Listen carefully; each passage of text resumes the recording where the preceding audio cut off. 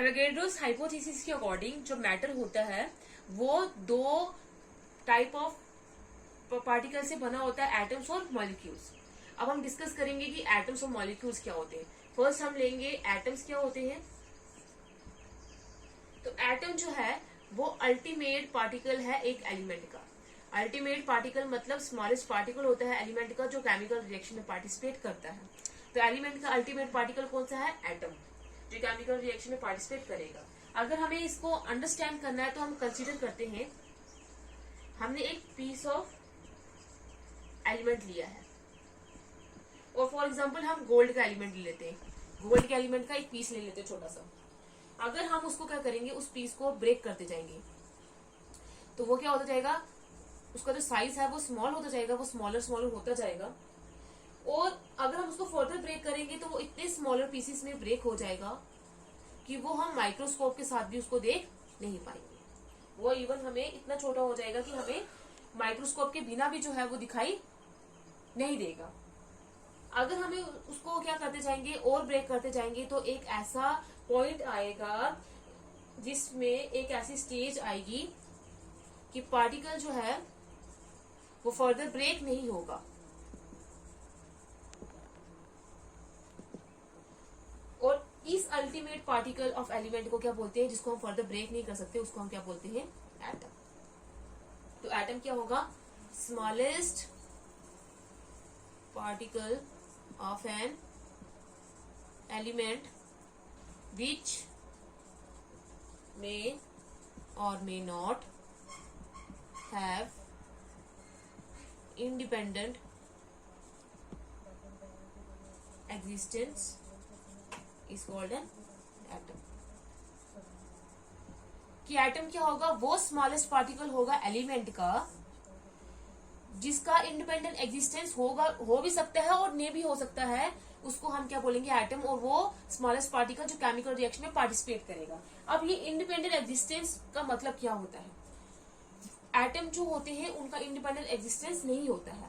Independent अकेले में वो नहीं पाए जाते हैं। हमेशा जो एक एटम है वो दूसरे एटम के साथ कंबाइन होता है और स्टेबल होने के लिए। जैसे हाइड्रोजन का जो गैस है वो H2 की तरह एग्जिस्ट करती है, दो एटम हमेशा कंबाइन करते हैं और H2 बना देते हैं। ऑक्सीजन O2 की तरह एग्जिस्ट करती है, नाइट्रोजन N2 की तरह एग्जिस्ट करती है। तो ये जो एटम है ये इंडिपेंडेंटली एग्जिस्ट नहीं करते हैं, ये अकेले में एग्जिस्ट नहीं करते हैं। हमेशा हर एक एटम जो है वो दूसरे एटम के साथ कंबाइन करता है स्टेबल होने के लिए, क्योंकि वो अकेले स्टेबल नहीं होगा। लेकिन कुछ जो एटम है उनका एग्जिस्टेंस हो सकता है अकेले। जो हमारे पास नोबल गैसेस होती है, इनर्ट गैसेस या नोबल गैसेस। नोबल गैसेस या इनर्ट गैसेस इनको हम इसलिए बोलते हैं, इनर्ट होता है जो किसी के साथ रिएक्ट नहीं करता। ये जो नोबल गैसेस का ग्रुप होता है, group 18, helium, neon, argon, krypton, xenon, radon वाला ग्रुप, वो क्या होता है? इंडिपेंडेंटली एग्जिस्ट करते हैं उनके एटम। क्योंकि वो नोबल गैसेस होती हैं, उनको किसी के साथ कंबाइन करने की जरूरत नहीं पड़ती, वो ऑलरेडी स्टेबल हुई होती है। तो अगर ऑलरेडी स्टेबल हुई होंगी, यहाँ पे स्टेबल होने का मतलब ये है कि आउटर शेल में कितने इलेक्ट्रॉन्स है। हमने देखा कि फर्स्ट शेल में 2 ही इलेक्ट्रॉन्स होने चाहिए तभी वो स्टेबल होगा, दूसरी शेल में 8 होने चाहिए, तीसरी शेल में भी 8 होने चाहिए, तभी जाके एक एटम जो होता है वो स्टेबल होता है। तो एटम को स्टेबल करने के लिए ये जो हीलियम, नियॉन और आर्गॉन ये ऑलरेडी स्टेबल होते हैं। इनके आउटरमोस्ट शेल में एक हीलियम में 2 इलेक्ट्रॉन्स होते हैं, तो मतलब वो स्टेबल है। नियॉन और आर्गॉन में 8 और 8 इलेक्ट्रॉन होते हैं, तो वो भी क्या होते हैं? स्टेबल होते हैं। तो इसलिए हम बोलते हैं कि वो इंडिपेंडेंटली एग्जिस्ट करते हैं। लेकिन बाकी जितने भी जो एटम हैं वो इंडिपेंडेंटली एग्जिस्ट नहीं करते हैं, वो हमेशा दूसरे एटम के साथ कंबाइन करते हैं स्टेबल होने के लिए। तो इसलिए हम बोलते हैं कि जो एटम है उसका इंडिपेंडेंटली वो एग्जिस्ट नहीं करता है। तो ये हो गया एटम। आज अगर हम देखें पीरियोडिक टेबल में तो आज तक जो है वो 118 एलिमेंट डिस्कवर हो गए हैं। तो इसका मतलब हमारे पास 118 डिफरेंट टाइप ऑफ एटम्स होंगे, क्योंकि एटम जो है वो एलिमेंट का ही पार्ट है, एलिमेंट का ही एक अल्टीमेट पार्टिकल है। तो इसलिए हमारे पास 118 डिफरेंट एटम्स एग्जिस्ट करते हैं। तो एटम क्या है? अल्टीमेट पार्टिकल है, स्मॉलेस्ट पार्टिकल एलिमेंट का है जो केमिकल रिएक्शन में पार्टिसिपेट करता है। एक से ज्यादा एटम मिलकर क्या बना देते हैं? एलिमेंट बना देते हैं। अब हम देखेंगे कि मॉलिक्यूल्स क्या है।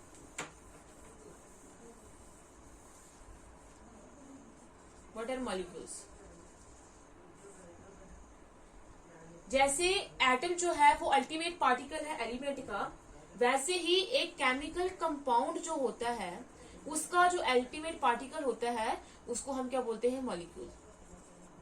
तो मॉलिक्यूल को हम कैसे डिफाइन करेंगे, व्हेन टू और मोर atoms of different elements combine, the molecule of a compound is formed। जब क्या हो गए, दो या दो से ज्यादा एटम डिफरेंट एलिमेंट्स के, जरूरी नहीं सेम एलिमेंट्स के होने चाहिए, डिफरेंट एलिमेंट्स के भी हो सकते हैं और सेम एलिमेंट्स के भी हो सकते हैं। जब वो आपस में कंबाइन करेंगे तो एक मॉलिक्यूल बनेगा, एक कंपाउंड का एक मॉलिक्यूल तब बन जाएगा। जैसे एक एटम हाइड्रोजन का कंबाइन करता है दूसरे हाइड्रोजन के एटम के साथ और क्या बना देता है, H2 हाइड्रोजन का मॉलिक्यूल। वैसे ही एक एटम ऑक्सीजन का कंबाइन करता है दूसरे एटम ऑफ ऑक्सीजन के साथ और क्या बना देता है, O2 ऑक्सीजन का मॉलिक्यूल। तो इसका मतलब जो मॉलिक्यूल्स होते हैं वो क्या होंगे, डिफरेंट एटम से बने होंगे, एक से ज्यादा एटम से बने होंगे और बहुत सारे मॉलिक्यूल्स मिलकर क्या बना देते हैं, कंपाउंड बना देते हैं। तो अब हम क्या कैसे एक्सप्लेन करेंगे, डेफिनेशन क्या होगी मॉलिक्यूल्स की, the smallest particle of substance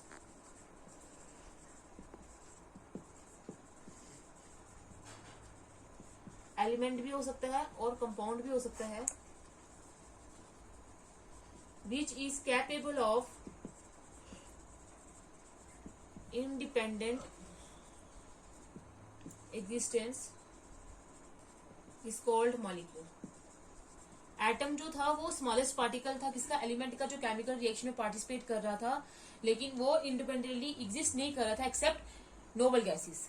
लेकिन अब मॉलिक्यूल क्या है, smallest particle of a substance. वो सब्सटेंस एलिमेंट भी हो सकता है, कंपाउंड भी हो सकता है, जो केमिकल रिएक्शन में पार्टिसिपेट करेगा लेकिन जिसका इंडिपेंडेंट एग्जिस्टेंस होगा, जो अकेले में पाया जाएगा। अब दो हाइड्रोजन के एटम जब अकेले में नहीं पाए गए तो उन्होंने आपस में कंबाइन किया और H2 मॉलिक्यूल बना दिया। अब ये H2 मॉलिक्यूल जो है वो इंडिपेंडेंटली एग्जिस्ट करेगा। अब इसको फर्दर आगे किसी के साथ कंबाइन करने की जरूरत नहीं है, ये एटमॉस्फेयर में, ये नेचर में H2 की तरह पाया जाएगा। तो इसलिए बोला जाता है कि जो मॉलिक्यूल्स हैं वो इंडिपेंडेंटली एग्जिस्ट करते हैं। अब ये जो मॉलिक्यूल्स हैं वो फर्दर हमारे पास क्लासीफाई किए गए हैं दो टाइप्स में। फर्स्ट जो टाइप है वो है होमो एटॉमिक मॉलिक्यूल्स। मॉलिक्यूल्स जो है वो एक से ज्यादा एटम से मिलकर बने होंगे, तो होमो का मतलब होता है सेम। तो वो मॉलिक्यूल्स जो सेम टाइप ऑफ एलिमेंट के सेम एटम से बने होंगे, सेम एलिमेंट के जो एटम्स होंगे एक ही एलिमेंट के, जब वो कंबाइन करेंगे तो वो क्या बना देंगे, होमो एटॉमिक मॉलिक्यूल्स बना देंगे। फॉर एग्जाम्पल जैसे हाइड्रोजन हो गया, hydrogen gas, oxygen gas, nitrogen gas, ये सारे क्या है, होमो एटॉमिक मॉलिक्यूल्स हैं, क्योंकि ये एक ही एलिमेंट के सेम एटम से बने हुए हैं। ये इन एटम्स को, इन मॉलिक्यूल्स को फर्दर हमने क्लासिफाई किया गया है डायटोमिक में, ट्राइएटोमिक में, और सॉरी मोनोटोमिक भी होगा, मोनोटोमिक, डायटोमिक, ट्राइएटोमिक और पॉलीएटोमिक।